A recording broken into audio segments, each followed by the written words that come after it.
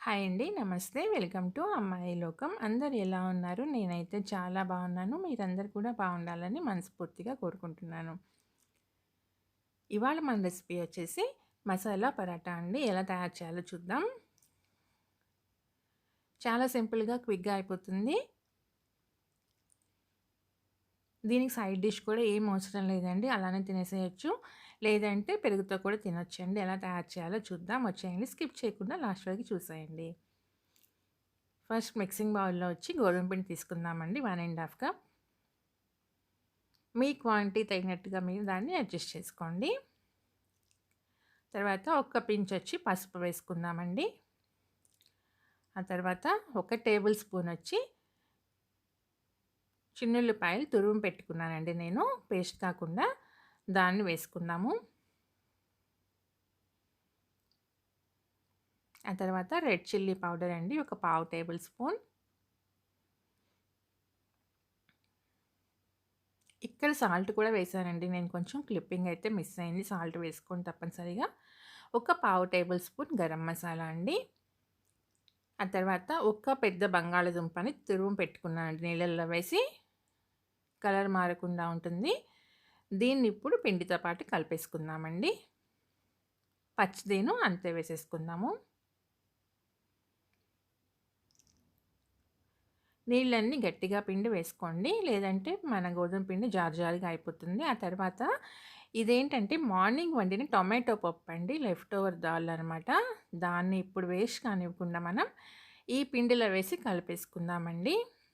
చాలా అంటే చాలా టేస్టీగా ఉంటుంది. తప్పకుండా మీరు కూడా ట్రై చేసి చూడండి.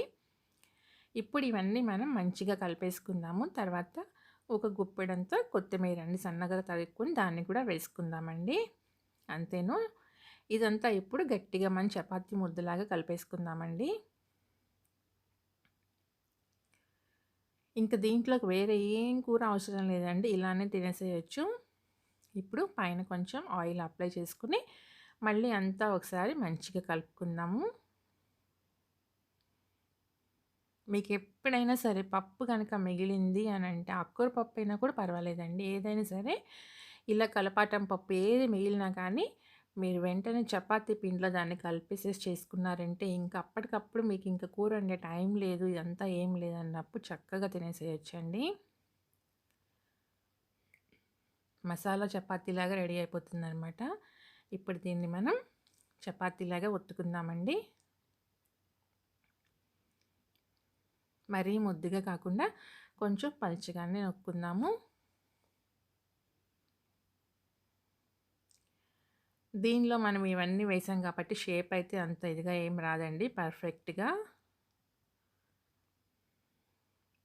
దీన్ని ఇప్పుడు పెనం వేడైన తర్వాత పెనం మీద వేసేసి కాల్చేసుకుందామండి దీన్ని.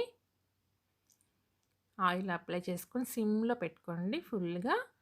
మీడియంలో కూడా పెట్టొద్దు. ఎందుకంటే మనం తురిమిన బంగాళదుంప వేసుకున్నాం కాబట్టి అది మనకి మంచిగా ఉడికిపోవాలి, కుక్ అవ్వాలన్నమాట. దానికోసం సిమ్‌లో పెట్టి కాల్చుకున్నామంటే మంచిగా కాలుతుందనమాట. రెండు పక్కల తిప్పి తిప్పి వేసుకుంటా కాల్చుకుందామండి. టేస్ట్ మాత్రం యమ్మీగా ఉంటుందండి. అదిరిపోతుంది. మీరు కూడా తప్పకుండా ట్రై చేసి చూడండి. ఎప్పుడు పప్పు మిగిలినా కానీ మీరు తప్పకుండా ఇలా ట్రై చేసి చూడండి. దానిలో ఒక బంగాళదుంప కనుక తురిమి వేశారంటే మీకు ఆలు పరాటా లాగా అయిపోతుందండి. టేస్ట్ కూడా చాలా బాగుంటుంది. పెరుగుతో తినేసేయచ్చు, లేదంటే పిల్లలైతే అలానే తినేస్తారండి. అంత బాగుంటుంది.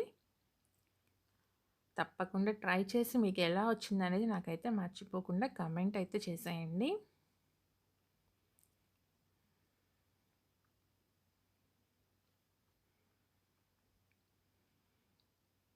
ఎందుకంటే మార్నింగ్ మిగిలిన తర్వాత పప్పు మళ్ళా ఈవినింగ్ తినాలంటే ఒక రకంగా ఉంటుంది. కొంతమందికి చపాతీలు నంచుకుని తినాలన్నా కానీ, అందుకని ఇంకా అదంతా ఏం లేకుండా ఆటాలో వేసి కలిపేసుకున్నారంటే ఈజీగా తినేసేయొచ్చండి. చాలా టేస్టీ అయిన మసాలా పరాటా.